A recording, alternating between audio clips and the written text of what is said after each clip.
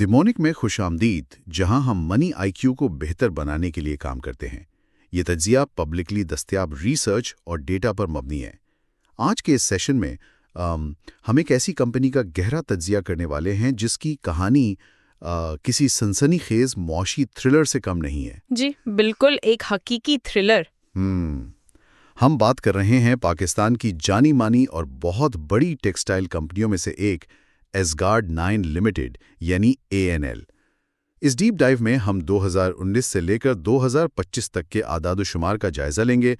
हम सिर्फ ये नहीं देखेंगे कि कंपनी ने कितना कमाया या कितना गुनवाया, बल्कि उन नंबर्स के पीछे छुपी असल वजूहात को समझेंगे। बिल्कुल, मतलब ये जानने की कोशिश करेंगे कि कैसे एक बहुत बड़ा बिजनेस बेपनाह मुनाफा से सीधा नुकसान की खाई में गिरता है और फिर फाइनेंस की दुनिया का एक ऐसा मास्टर स्ट्रोक खेलता है कि पूरी इंडस्ट्री हैरान रह जाती है। और देखें, किसी भी कंपनी की मालियाती सेहत को सिर्फ एक साल के मुनाफे से तो नहीं जांचा जा सकता ना। जब हम इस तरह 7 साल के तवील अरसे का बगौर जायजा लेते हैं, खास तौर पर वो साल जिनमें पूरी दुनिया ने एक खौफनाक वबा और फिर शदीद माशी बहरान का सामना किया, तो हमें अंदाजा होता है कि कॉरपोरेट सतह पर बका की जंग कैसे लड़ी जाती है। सही कहा आपने, ये नंबर्स बहुत कुछ बताते हैं। जी, ये नंबर्स दरअसल उन फैसलों की अक्कासी करते हैं जो बंद कमरों में लिए जाते हैं। ये बताते हैं कि जब मार्केट क्रैश हो रही हो और खाम माल महंगा हो रहा हो और आलमी सप्लाई चेन टूट रही हो, तो एक मैनेजमेंट कैसे अपनी स्ट्रैटेजी बदलती है। इसका बराह रास्त असर न सिर्फ मुल्क की मईशत पर पड़ता है, बल्कि उन हजारों लोगों पर भी पड़ता है जिन्होंने इस कंपनी में सरमायाकारी कर रखी होती है। ये बात बिल्कुल दुरुस्त है। इससे पहले कि हम साल ब साल इस हंगामा के सफर पर निकलें, मेरा ख्याल है इस कंपनी का थोड़ा सा पस मंजर जान लेना जरूरी है। जी बिल्कुल, बैकग्राउंड बहुत अहम है। एसगार्ड 9 लिमिटेड की शुरुआत 1993 में एक पब्लिक लिमिटेड कंपनी के तौर पर हुई थी। लेकिन दिलचस्प बात यह है कि तब उसका नाम इंडिगो डेनिम मिल्स लिमिटेड था। ये कोई छोटी मोटी फैक्ट्री नहीं है, बल्कि एक बहुत बड़ा टेक्सटाइल कंपोजिट यूनिट है। कॉम्पोजिट यूनिट से मुराद ये है कि ये धागा यानी यार्न बनाने से लेकर डेनिम कपड़ा बुनने और फिर इससे फाइनल गारमेंट्स तैयार करने तक का सारा काम खुद करते हैं। यानी जो जीन्स आम लोग रोजमर्रा जिंदगी में इस्तेमाल करते हैं, बहुत मुमकिन है कि उसका कपड़ा या वो मुकम्मल जीन्स यहीं से बनकर आई हो। बिल्कुल ऐसा ही है। अब जरा आते हैं इसके मालिकान की तरफ, क्योंकि ये जानना बहुत दिलचस्प है। 30 जून 2025 तक के जो आदाद-ओ-शुमार हमारे पास हैं, उनके मुताबिक कंपनी के 485.410 मिलियन शेयर्स हैं, जो कि 6000 मुख्तलिफ शेयर होल्डर्स के पास हैं। और अगर हम इन हिस्सों या शेयर्स की तकसीम को देखें तो एक बहुत मुतवाजन लेकिन हैरान कौन तस्वीर उभरती है। वो कैसे? इन 6000 शेयर होल्डर्स में सबसे बड़ा हिस्सा आम आवाम का है, जो कि 30.42% बनता है। 30% अवाम के पास है। जी हाँ, सबसे ज्यादा। उसके फौरन बाद कंपनी के डायरेक्टर्स और उनके अहले खाना का नंबर आता है, जिनके पास 29.25% शेयर्स हैं। इसके अलावा मुतल्लिका कंपनियों यानी एसोसिएटेड पार्टीज के पास 24.96% हिस्सा है। और बाकी का हिस्सा? बाकी जॉइंट स्टॉक कंपनियों के पास 13.79% और कुछ इंश्योरेंस कंपनियों के पास भी 1.47% शेयर्स हैं। मतलब अवाम का इतना बड़ा हिस्सा होना वाकई एक बड़ी बात है। बिल्कुल, अवाम का इतना बड़ा हिस्सा होना इस बात की वाज़ेह निशानदेही करता है कि रिटेल इन्वेस्टर्स इस ब्रांड पर और इसके मुस्तकबिल पर कितना भरोसा करते हैं। ये अवामी एतमाद का एक बहुत बड़ा सबूत है। चलें इसको थोड़ा तफसील से समझते हैं और सीधा चलते हैं साल 2019 की तरफ, जो एसगार्ड 9 के लिए एक शानदार साल था। आदाद-ओ-शुमार बताते हैं कि कंपनी के रेवेन्यू में जबरदस्त उछाल आया, जो कि 26.48% बढ़कर 20,214.97 मिलियन रुपए हो गया। 20 अरब रुपए से भी ऊपर ये वाकई कोई मामूली ग्रोथ नहीं थी।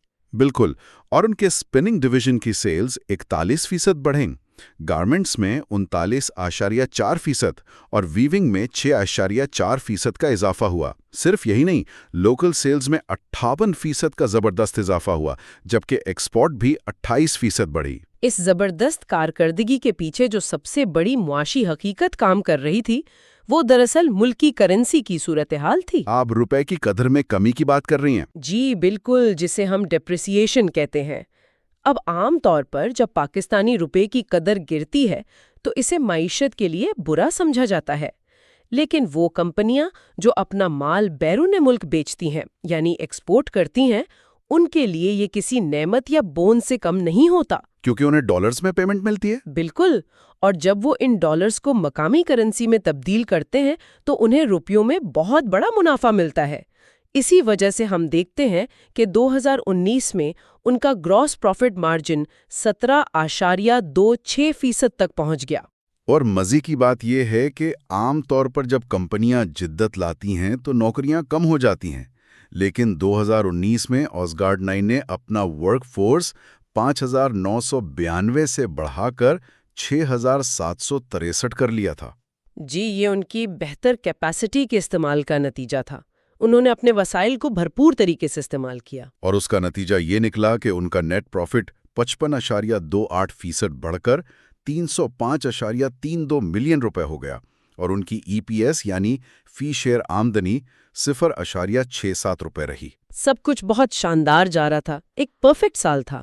لیکن پھر کیلنڈر بدلا اور آیا سال 2020، جس نے نہ صرف آزگارڈ 9 بلکہ پوری دنیا کا پہیہ جام کر دیا۔ کووڈ-19 کا بحران۔ جی بالکل، کووڈ-19 یہ وہ وقت تھا جب عالمی معاشی زوال شروع ہوا، لاک ڈاؤنز لگنا شروع ہوئے، اور اس کا اثر سیدھا ان کے اعداد و شمار پر نظر آتا ہے۔ بالکل نظر آتا ہے۔ 2020 میں ان کا ریونیو 16.35% گر کر 16,909.30 ملین روپے رہ گیا۔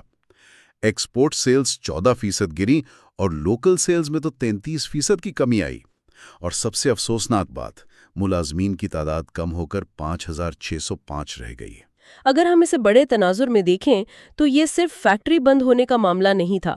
لاک ڈاؤن کی وجہ سے بین الاقوامی مارکیٹ میں آرڈرز کینسل ہوئے اور پوری سپلائی چین بری طرح متاثر ہوئی۔ خام مال بھی تو مسئلہ بن گیا تھا نا؟ جی، خام مال کی قیمتوں میں شدید اتار چڑھاؤ آیا، جس نے ان کے گراس پروفٹ مارجن کو گرا کر 14.56% پر لا کھڑا کیا۔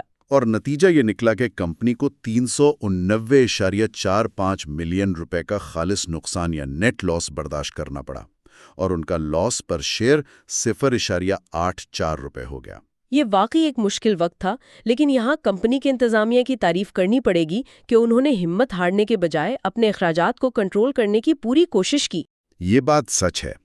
تو 2020 کا اختتام ایک بڑے نقصان پر ہوا، لیکن یہاں بات واقعی بہت دلچسپ ہو جاتی ہے، کیونکہ 2021 میں جو شاندار واپسی ہوئی وہ لاجواب تھی۔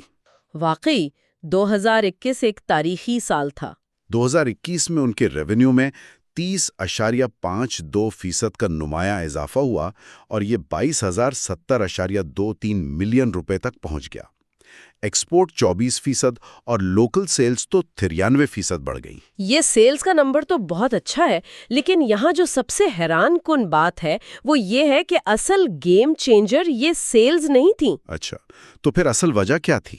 اصل وجہ ایک بہت ہی سمارٹ مالیاتی فیصلہ تھا، جسے فائنانس کی زبان میں ڈیٹ ری اسٹرکچرنگ یا قرض کی تنظیم نو کہتے ہیں۔ قرض کی تنظیم نو، بالکل جی، اس ایک فیصلے کی وجہ سے کمپنی کی بیلنس شیٹ پر موجود ایک بہت بڑی ذمہ داری ختم ہو گئی، اور انہیں 7,062.85 ملین روپے کا زبردست فائدہ ہوا۔ 7 ارب روپے سے زیادہ کا فائدہ صرف ایک فائنینشل ڈیل سے۔ یہ واقعی حیران کن ہے۔ ذرا سوچیں کیسے ایک سمارٹ مالیاتی فیصلہ پوری کمپنی کی بیلنس شیٹ بدل سکتا ہے۔ مطلب فیکٹری کے آپریشنز ایک طرف اور آپ کا فائنانس ڈپارٹمنٹ ایک طرف۔ بالکل، اور اس کا نتیجہ یہ نکلا کہ اس مالیاتی حکمت عملی کی بدولت کمپنی نے اپنی تاریخ کا سب سے بڑا منافع ریکارڈ کیا، جو کہ 7,559.40 ملین روپے تھا۔ اور ان کی فی شیئر آمدنی 15.38 تک پہنچ گئے، اور نیٹ پروفٹ مارجن 34.25% ہو گیا۔ یہ تو ایک خواب جیسا سال تھا۔ جی، یہ ایک کلاسک مثال ہے کہ ایک درست وقت پر لیا گیا مالیاتی فیصلہ کیسے حالات کو پلٹ سکتا ہے۔ تو اس سب کا مطلب کیا ہے 2022 کے لیے؟ کیونکہ جب ہم 2022 کا ڈیٹا دیکھتے ہیں تو ایک حیران کن تضاد نظر آتا ہے۔ وہ کیسے؟ 2022 में कंपनी ने रेवेन्यू में सबसे ज्यादा 53% का इजाफा रिकॉर्ड किया और ये 33,768.79 मिलियन रुपए की रिकॉर्ड सतह पर पहुंच गया। एक्सपोर्ट में भी 62% का जबरदस्त इजाफा हुआ। उनका ग्रॉस प्रॉफिट मार्जिन गिरकर 13.79% रह गया। इतनी ज्यादा सेल्स के बावजूद मार्जिन क्यों गिरा? इसकी वजह बहुत सादा लेकिन तल्ख है। तवानाई के टैरिफ, गैस की कीमतें और आलमी सतह मुमकिन बनाने की लागत इससे भी ज्यादा तेजी से बढ़ रही थी। और काम ज्यादा होने की वजह से मुलाजमीन की तादाद भी दोबारा बढ़कर 7,110 हो गई थी, जिसने जाहिर है इंतजामी अखराजात में भी इजाफा किया। बिल्कुल, अखराजात बढ़ रहे थे जिसका सीधा असर उनके मार्जिन्स पर पड़ा। उसके बाद 2023 से लेकर 2025 तक का सफर तो एक मुकम्मल रोलर कोस्टर नजर आता है। जी, अगर हम इन 3 सालों के रुझानात या ट्रेंड्स को समेटें तो 2023 में रेवेन्यू में कमी आई, लेकिन इसके बावजूद मुनाफे में शानदार वापसी या रीबाउंड देखने को मिला।